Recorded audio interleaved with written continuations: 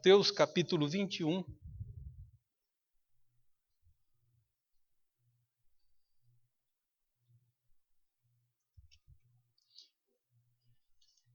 Por ora, leremos somente o verso 9. E eu peço que toda a igreja leia junto o verso 9. Mateus capítulo 21, verso 9.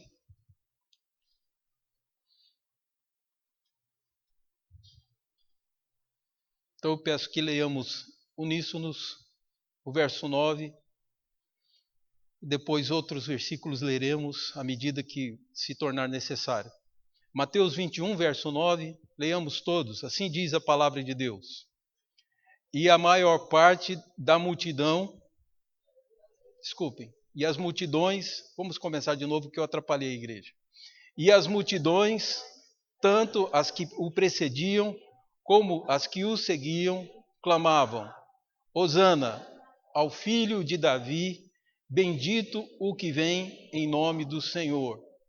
Hosana nas maiores alturas. Vamos orar. Senhor, pedimos que o Senhor nos abençoe e nos ilumine.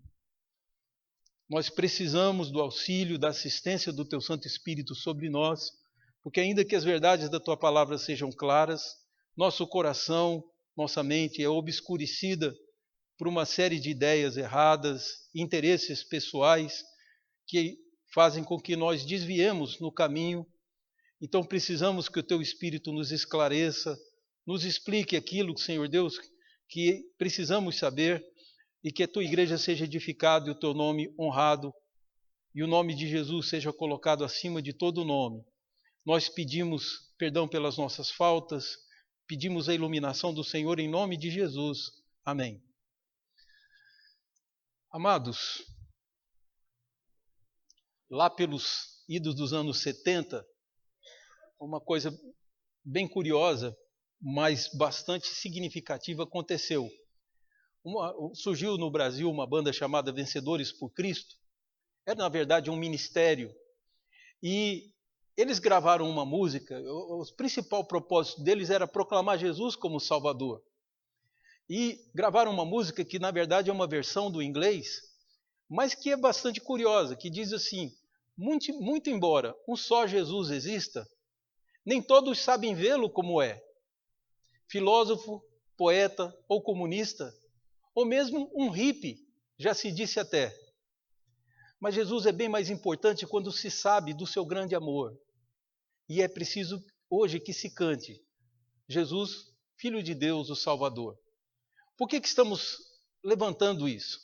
Porque esse texto nos remete à ideia de que há muitas interpretações sobre Jesus. Mas a realidade é que nenhum homem tem desculpa para dizer a Deus que não creu, que não se submeteu a esse Jesus, meramente porque faltou algum argumento ou porque ele foi insuficientemente exposto às verdades sobre Jesus. A grande verdade é que, independente de como você interprete, isso não muda nada na figura de Jesus. Então o que a humanidade tem que saber é que ela tem que moldar sua visão da vida, sua visão do mundo a Jesus.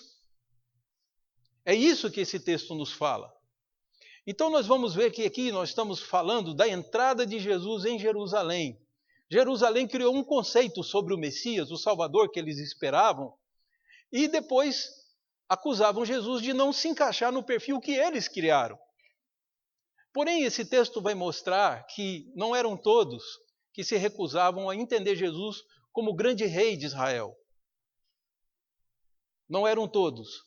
E que nós somos afetados, sim, pela nossa própria vontade. Tudo que nós interpretamos corre o risco de sofrer uma distorção. Qualquer situação que vivamos, qualquer pessoa com quem convivamos, temos problemas de relacionamento geralmente porque nós interpretamos tudo sob a medida de nós mesmos, sob a medida daquilo que nós preferimos. E quando as nossas preferências entram, aí é evidente que toda a lucidez vai embora. É preciso que o homem seja isento e aceite aquilo que vem da parte de Deus. É exatamente isso que acontece. Jerusalém não era muito a favor de Jesus. Os habitantes de Jerusalém, porque eram grandemente influenciados pelas mentes da liderança de Israel, a principal liderança estava em Jerusalém, que era a capital de toda a província, e ali os rabinos tinham um conceito sobre Jesus e ensinavam sobre o Messias uma pregação na qual Jesus não se encaixava. E daí então eles criaram resistência. Porém, Jesus saindo pela Galileia, Jesus indo por vários lugares, inclusive Samaria foi um lugar que ele passou algumas vezes, Jesus faz milagres incontestáveis. O ensino de Jesus mobiliza a população. Então agora você tem um momento em que essas pessoas vindas da Galileia, muita gente inclusive que estava antes endemoniada e foi liberta de espíritos invisíveis, mas poderosíssimos que tomaram conta das vidas, essas pessoas foram libertas. Haviam pessoas que haviam sido curadas, paralíticos que foram levantados, cegos que tiveram seus olhos abertos. Então uma multidão não tinha como contestar que Jesus era realmente o enviado de Deus. E daí desceram para Jerusalém, junto com ele. E aí provoca aquilo que nós conhecemos como a entrada triunfal, que é o momento do choque. Ou esse Jesus é o Messias ou ele é uma farsa. Vem um grupo caminhando com ele, de galileus, de gente pobre. E não tenho dúvida que em Jerusalém, alguns inclusive criam nele. E ele entra em Jerusalém aclamado como o próprio rei. As coisas que falam sobre Jesus é o que o povo estava preparado para cantar. Inclusive a música que cantaram para ele é uma música que se cantaria para o Messias. O povo estava preparado para receber o Messias. E de repente vem o povo de Jerusalém. E vem um povo de fora e entra aclamando Jesus como grande rei. E é sobre esse choque que possivelmente vai acontecer com você, porque a nossa mente é bombardeada com uma série de conceitos sobre Jesus. Alguns bons e outros errados. Mas o que é importante é que, entrando na sua vida, ele vai entrar como? Como um grande pensador que morreu e está morto? Ou como o enviado de Deus, que trouxe toda a verdade, sendo ele a própria verdade, e ele ressuscitou e está vivo, e virá te buscar. Uma das duas formas, pelo menos, você vai ter que admitir. Não há intermediário. Ou Jesus está vivo, radicalmente vivo, ou Jesus está radicalmente morto. Você não tem como ter um meio termo disso. Ou ele ressuscitou e voltou a viver, e foi para junto do seu Pai, ou então Jesus continua em algum túmulo, o pó dele se espalhando por aí. E ele foi um derrotado, como todos nós somos derrotados pela morte. Ele não conseguiu vencer a morte. Qual que é o seu conceito? Então, também na sua mente, não só em Jerusalém ou no texto, há também ideias entrando e ideias entrando em confronto. Esse Jesus está vindo e se apresentando a você essa noite. E como você vai entendê-lo, vai determinar inclusive o seu próprio futuro. Porque Jesus disse certa vez, assim como o Pai tem vida em si mesmo, ele concedeu ao seu filho dar vida a quem ele quiser. O filho faz aquilo que vê o pai fazer, ele aprende com o pai. E como o meu pai tem vida nele, tem vida o suficiente para dar a todos vocês, ele me concedeu o dom de dar a vida àquele a quem eu quero dar. Isso está em João capítulo 5. E nós vamos depois ler alguns outros textos paralelos. Mas eu queria, em primeiro lugar, que nós, olhando essa entrada em Jerusalém, que é altamente significativa para você, e Mateus não pôs aqui por acaso, a ideia dele era que você fosse movido a entender que esse Jesus é o Messias e fosse salvo. Ele escreveu esse evangelho para evangelizar os seus compatriotas, os hebreus. Há uma série de sinais aqui dentro que demonstram o evangelho de Marcos já corria pelo mundo, talvez o evangelho de Lucas, e Mateus então escreve o seu evangelho depois de Marcos, porque Marcos escreveu para evangelizar toda a cultura romana.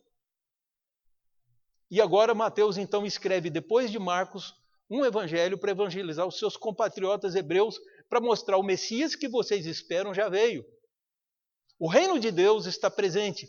A palavra reino de Deus ocorre o tempo todo. Significa Deus é rei através de alguém entre nós. E aí, assim que ele fala do Messias. Eu gostaria que você acompanhasse alguma leitura. Veja, e aí eu vou fazendo algum comentário enquanto nós lemos. Nós vamos ler aí do verso 1 até o verso 6. Diz o seguinte: quando se aproximaram de Jerusalém, chegaram a Betfagé.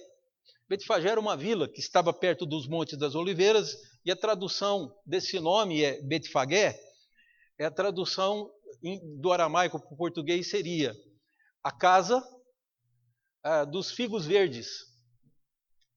Então, é uma vila que tinha no Monte das Oliveiras, e Jesus então passa por essa vila, e lá de Betfagé ele enviou 2 dos seus discípulos dizendo: ide à aldeia, possivelmente aí dizendo para entrarem em Betfagé, que aí está diante de vós, logo achareis presa uma jumenta, e com ela um jumentinho, desprendei-a, trazei-mos e trazei-mos. E se alguém vos disser alguma coisa, respondei-lhe que o Senhor precisa deles e logo os enviará. Então a primeira coisa que salta aos nossos olhos é que Jesus se chama de Senhor. É curioso isso. Jesus chama a si mesmo de Senhor. Ele diz, diga para a pessoa, se alguém não quiser deixar que você traz a jumenta, achar que vocês estão roubando a jumenta, você diga, o Senhor precisa dela. E a pessoa, possivelmente orientada por Deus, por um anjo, por um sonho, liberaria porque sabia que aquilo estava a serviço de Deus. Então, assim os discípulos partem e fazem como Jesus disse. O interessante é que Jesus se identifica como Senhor. Isso é uma palavra difícil para o hebreu usar, porque a palavra Senhor significa proprietário, dono. E também era a palavra que o hebreu usava para substituir o nome de Deus. Quando lia as Escrituras, aparecia o nome de Deus, e eles não se sentiam à vontade para pronunciar o nome de Deus, porque é muito santo, e nós somos homens pecadores, então o hebreu punha um substituto. E o substituto era um derivado da palavra Senhor, seria meu Senhor. Então, com essas palavras, diga que o Senhor precisa, Jesus está colocando nessa condição. E é interessante que todo o Evangelho traça assim. Algumas vezes Jesus é chamado de Salvador, mas a maior parte das vezes Jesus é chamado de Senhor. Há mais de 700 citações em que Jesus recebe esse título, Senhor. Senhor quer dizer dono, proprietário. Senhor se usa para rei.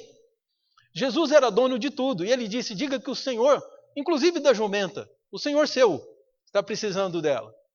Então Jesus se identifica, ele mesmo fala de si mesmo como Senhor. Tem muita gente que gosta de usar esse título, é bonito. Jesus é meu Salvador.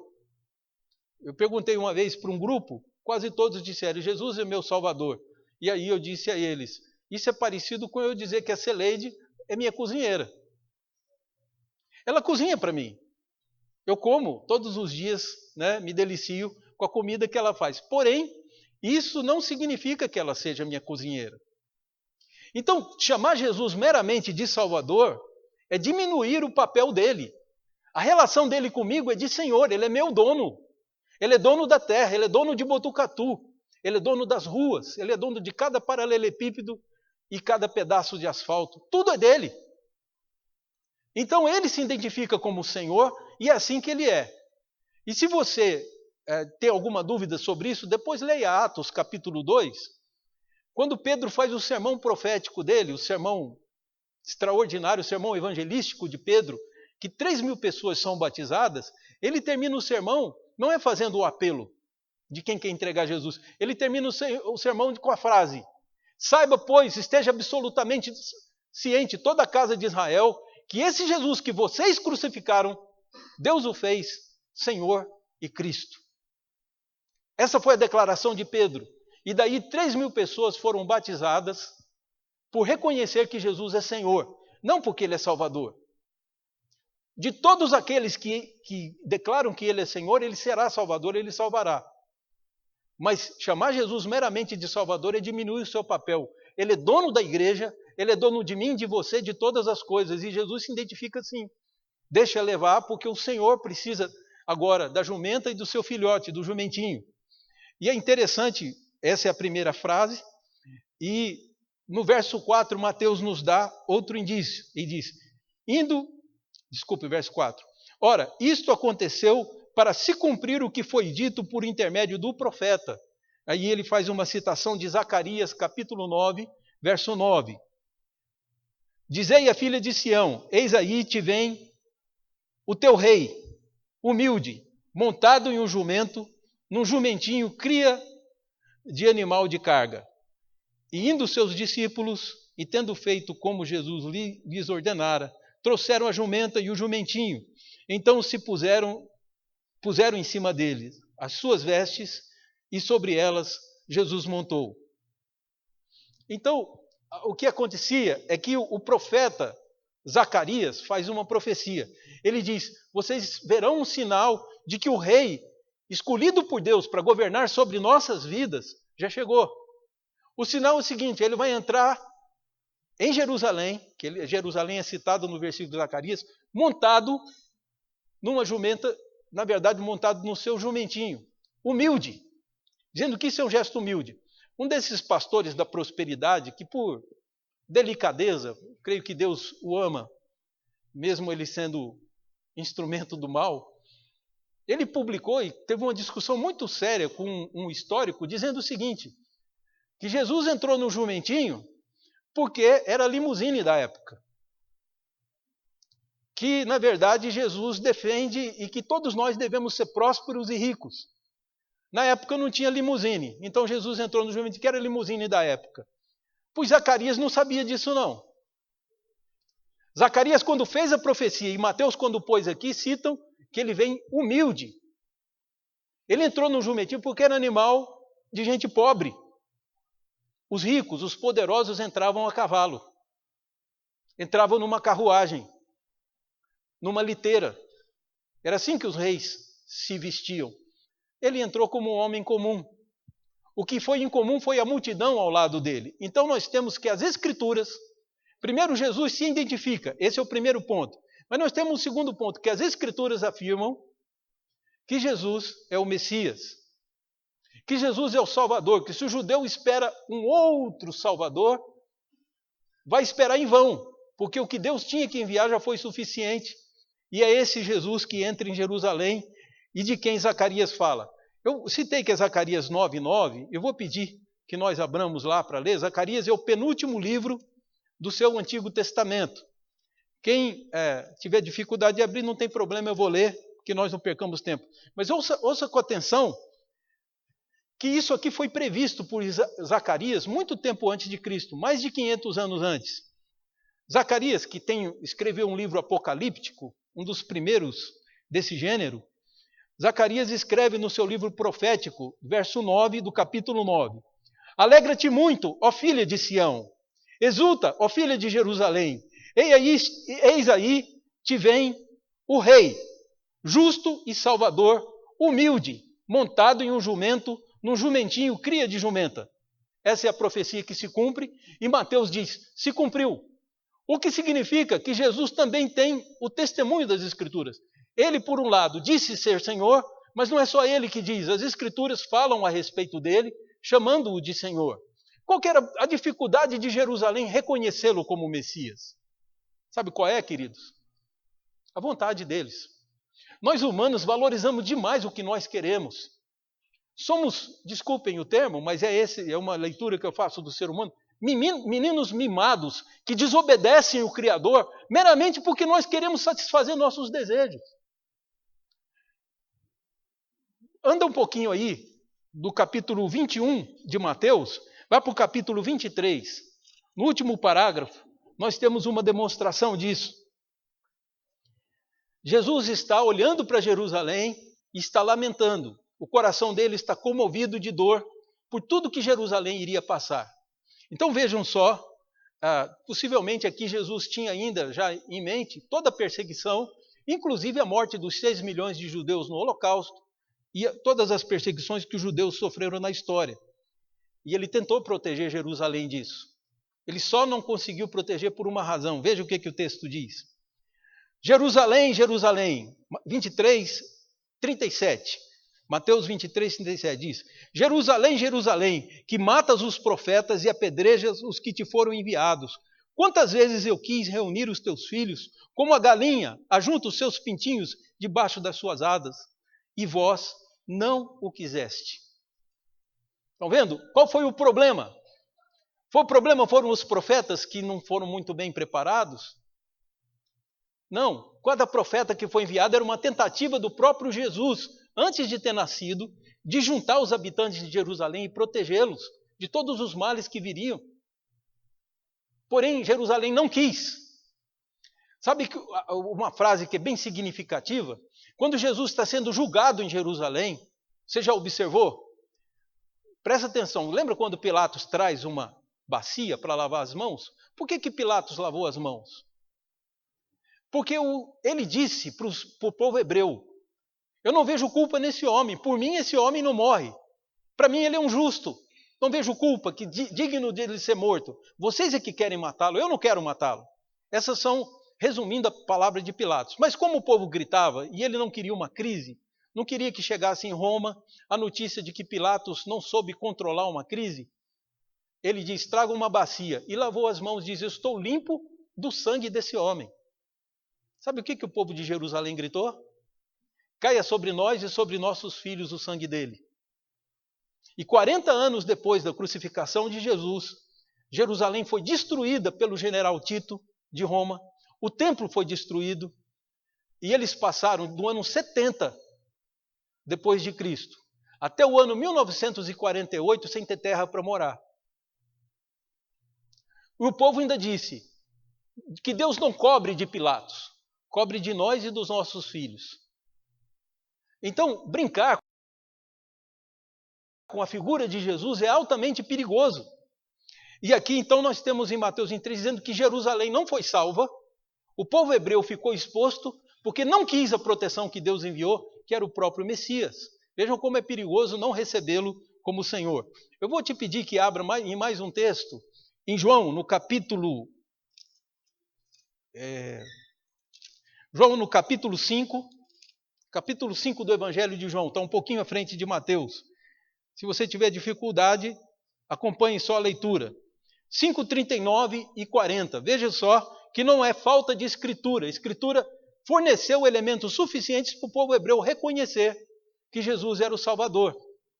O povo não queria. Então vejam o que diz o verso 39 e 40 de Mateus 5.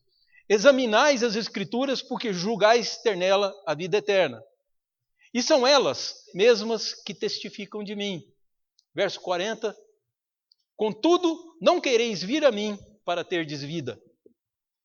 Jesus está dizendo que o grande obstáculo é nosso desejo. Grande parte da humanidade não deseja que Jesus seja o Salvador. Alguns estão em busca de uma salvação que um homem qualquer possa levantar, que descubram a cura da doença, a solução para a morte, tudo nos laboratórios, para que não tenhamos que prestar conta a Deus sobre nossa vida. Pois isso não vai acontecer. A porta de salvação é Jesus. Ele diz: eu sou a porta. Quem entrar e sair por mim vai achar as passagens, será salvo. São as palavras de Jesus. Precisamos dele todo dia, como uma ovelha precisa pastar todos os dias. Precisamos da porta. E a única porta é ele. Então, em outras palavras, o que Jesus disse, o grande problema está na vontade de vocês. O texto de Mateus mostra isso. E observem bem que as escrituras são suficientes. Eu vou continuar lendo aqui. Verso 8, foi onde nós paramos no 7, diz, Mateus 21, 8, diz: e a maior parte da multidão estendeu as suas vestes pelo caminho, e outros cortavam ramos de árvores, espalhando-os pela estrada. Então a estrada ficou enfeitada para que Jesus caminhasse. E aí o texto que lemos: e as multidões, tanto as que precediam como as que o seguiam, clamavam: Hosana ao filho de Davi, bendito o que vem em nome do Senhor, hosana nas maiores alturas. Então é importante você ver que as escrituras nos dão elementos suficientes. Da onde o povo tirou esse cântico? Essa letra desse cântico está onde? Está no Salmo 118. Alguns dizem que o Salmo 118, fizeram a conta aí, fica exatamente no meio da Bíblia. Mas uma coisa curiosa é que o menor capítulo da Bíblia, se você vai chamar de capítulo, é o Salmo 117. E o maior de todos é o Salmo 119. O de 118 está exatamente no meio. Isso é curioso. E o texto que nós temos citados é lá do Salmo 118, que nós vamos ler para você ver o que é o texto na íntegra. Então, no Salmo 118, o livro de Salmos está no meio da sua Bíblia, fica mais fácil achá-la assim. E se você tiver dificuldade, não tem problema, eu leio aqui, depois você confere. O Salmo 118 diz, no seu verso 25, essa frase que o povo dizia. Porque o povo dizia Hosana, e a gente pensa que isso aí é um louvor, e não busca muitas vezes a tradução, não é meramente o louvor. Esse prefixo Shia tem a ver com a Yeshua, nome de Jesus. Nome de Jesus significa salvação. Então, quando o povo queria clamar, salva-nos, ele dizia, Roshia. Roshia quer dizer salva. É um pedido de socorro, socorro. Então, salva. E essa partículazinha na significa, por favor, estou pedindo. Não tem uma boa tradução, porque é mais uma expressão, é mais uma interjeição. Mas quando o hebreu usa essa palavra na, ele está fazendo um pedido, é uma súplica, né, que pode ser inclusive traduzido como por favor. Então é isso, eu te peço. Então é assim que está escrito aqui no Salmo 118, Hosana, é porque o hebreu não tinha esse som que nós temos de chuva, chave, desculpa, hebreu não, o grego, e Mateus foi escrito em grego. Então, essa pronúncia, Roshia, eles não tinham como fazer, então fica Hosana, porque na verdade é Roshianá. Então veja só o que diz aqui, verso 25. Ó, salva-nos, Senhor, nós te pedimos, o Senhor concede-nos prosperidade. Olha o verso 26. Bendito o que vem em nome do Senhor, a vós outros, casa do Senhor, nós vos abençoamos. Então a grande promessa de salvação é Jesus pelas Escrituras. E o povo vem cantando exatamente esse versículo, que o hebreu entendia falar, bendito o que vem em nome do Senhor, é uma frase para o Messias. E aí eles estão cantando, o povo vem cantando, bendito o que vem em nome do Senhor. Hoshia, significa salva-nos, salva, Senhor, te pedimos. Então o povo vem suplicando, coisas que eram para ser ditas ao Messias, esse povo pobre vem separando. E como eles não têm como enfeitar, como adornar a entrada do rei, que vem montado em um jumentinho, eles cortam ramos de árvores e põem no caminho e deitam também parte das suas roupas, o que eles podiam tirar. Todo homem usava uma túnica e usava uma capa sobre ela. Possivelmente as capas foram colocadas e Jesus caminhou por elas e entrou em Jerusalém. E aí então nós temos o testemunho do próprio Jesus e das Escrituras, o que já seria suficiente para nós. O Antigo Testamento fala que Jesus é o Salvador. E se você talvez tenha dúvidas sobre isso, acha que não é muito claro, quero contar uma experiência que eu tive. Ainda no meu tempo de seminarista, eu voltei de férias para Goiânia e a mocidade pediu para eu pregar numa casa. E eu fui pregar nessa casa, a casa que seria da minha futura cunhada. Na época ela não namorava o meu irmão, mas eu fui pregar na casa dela e preguei sobre Jesus. E não sabia que entre os que estavam ouvindo estava um judeu de sinagoga, aqui de São Paulo, de uma família italiana judaica. O nome dele é Miguel Meller. Então, um nome bem judaico. E aí, Miguel ouviu, ficou impressionado com a pessoa de Jesus e fez uma oração. E disse ao Deus Pai, Senhor, se esse Jesus é o Messias que o Senhor ficou de enviar, mostra para mim. Mas se ele não tira do meu coração essa admiração por esse Jesus. Só que ele contou essa oração para um primo dele que era membro da minha igreja, também judeu, italiano, mas que era membro da congregação que eu estava lá. E esse primo me contou. Aí eu disse, Miguel, você quer conversar comigo? Vamos lá para casa. Ele foi lá para minha casa, sentou na minha sala. Eu dei uma Bíblia para ele, uma para mim, e falou assim: para você não dizer que eu vou ler na Bíblia dos cristãos, abre em Isaías 53. E ele leu o que o profeta Isaías 53 falava sobre o Messias. E aí nós começamos a conversar que era necessário que o Salvador, que o Messias morresse na cruz e tal. Fui mostrando Isaías, e daí a pouco o Miguel virou para mim e falou: mas as coisas não são tão simples assim. Eu falei: vamos ser honestos, Miguel. Você pediu o Deus poderoso te provar que Jesus era o Messias. E ele fez isso. Ele acabou de provar para você que Jesus é o Messias. E o Miguel abaixou a cabeça e disse: é verdade. Falei: então vamos fazer o seguinte, Miguel, vamos orar para você entregar sua vida a Jesus? Ele disse: não, eu quero fazer isso dentro de uma sinagoga. A hora que eu entrar na minha sinagoga lá em São Paulo, eu vou fazer uma oração e vou entregar minha vida a Jesus. Eu mostrei para ele os perigos disso, orei com ele, e depois ele foi embora, sem se entregar a Jesus. E eu fiquei com o coração apertado por muitos anos, por décadas. Só recentemente é que eu tive a notícia. O meu irmão, que é pastor em São Paulo, ligou para mim e disse o seguinte, falou: olha, sabe quem está te mandando um abraço, que eu falei com ele ontem? Eu disse: não, o Miguel, primo do Marquinhos.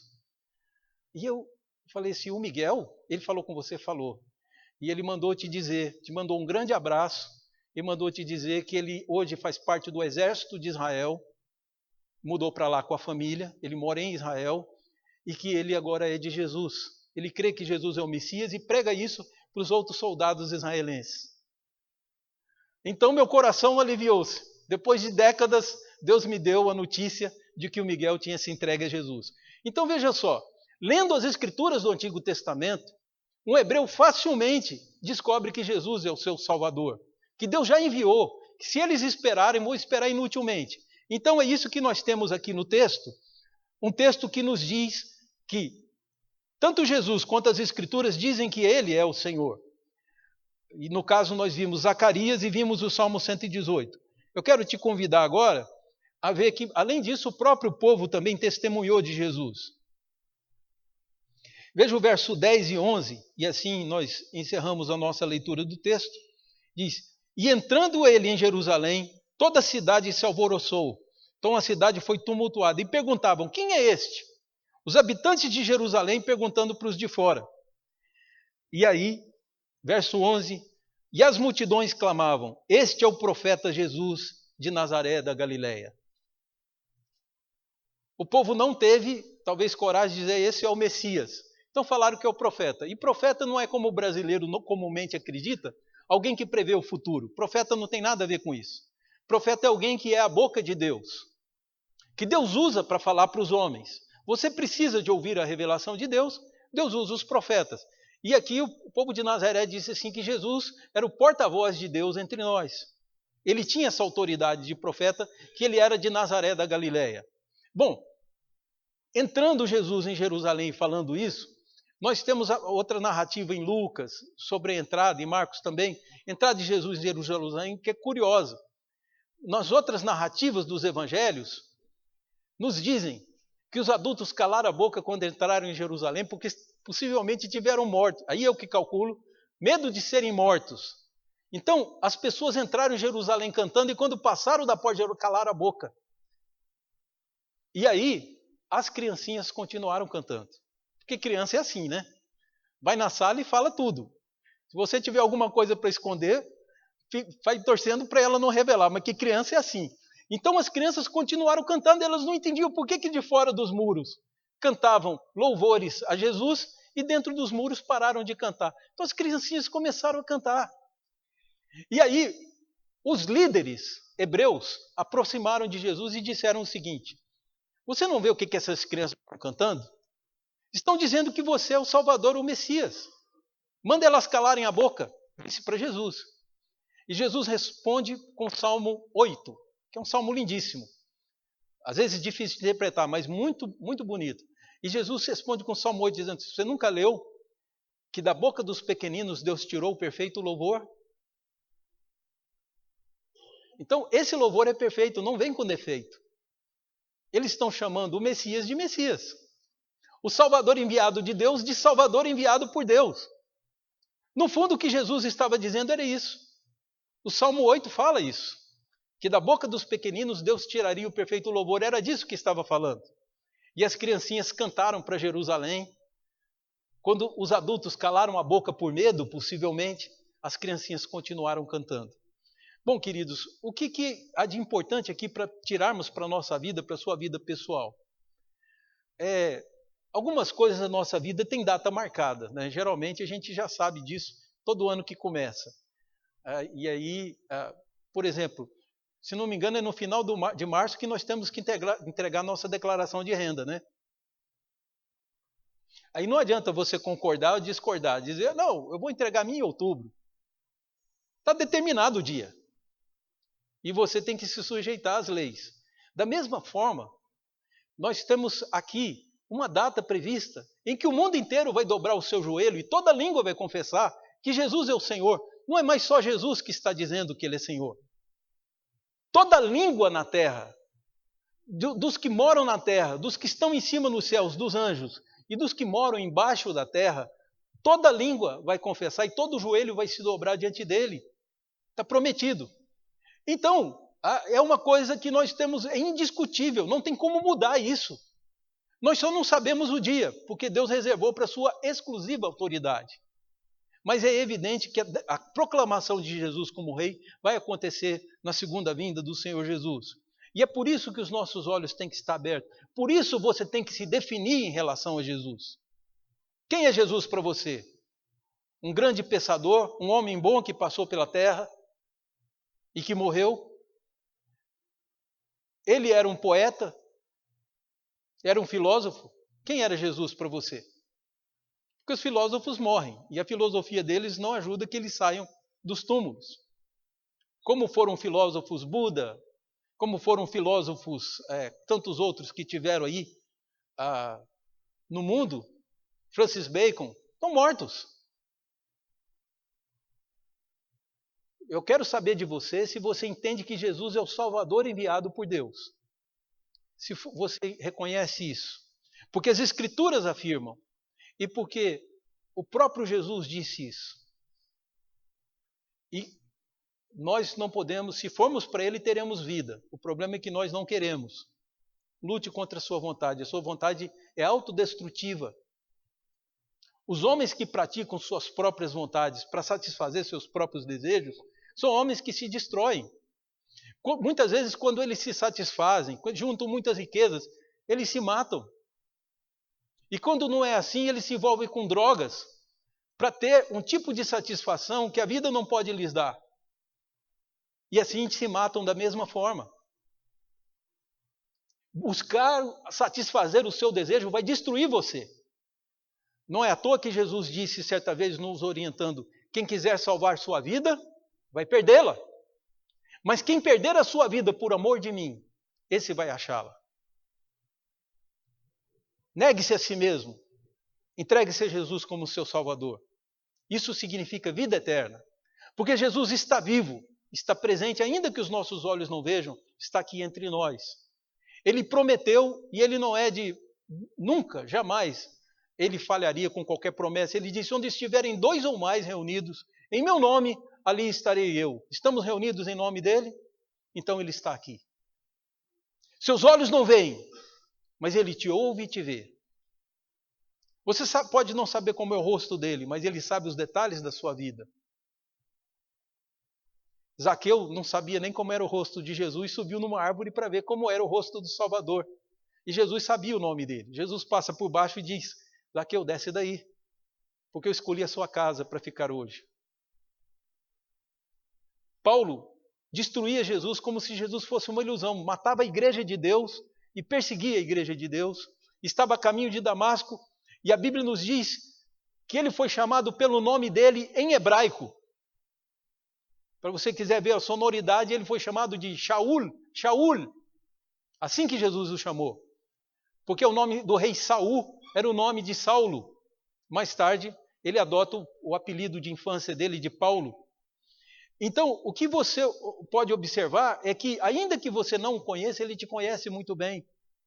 Ele diz, eu sou o bom pastor, e o bom pastor conhece as ovelhas e as chama pelo nome.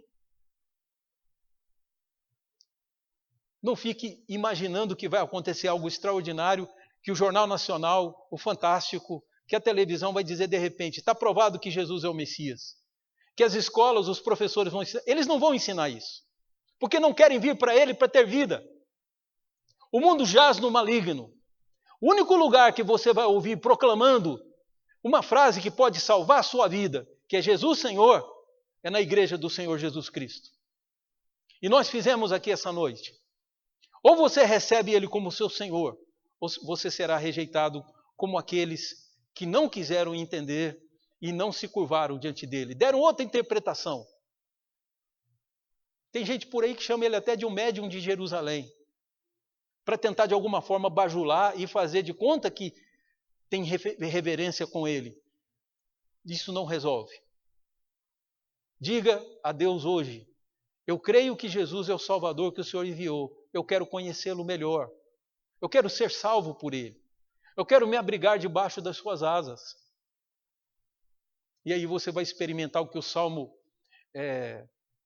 acho que é o 91, né, diz. Aquele que habita no esconderijo do Altíssimo, a sombra do Senhor Onipotente descansará. Vem experimentar o descanso que é deixar de ser aquilo que você quer, para se transformar num servo do Senhor. Vamos orar a Deus?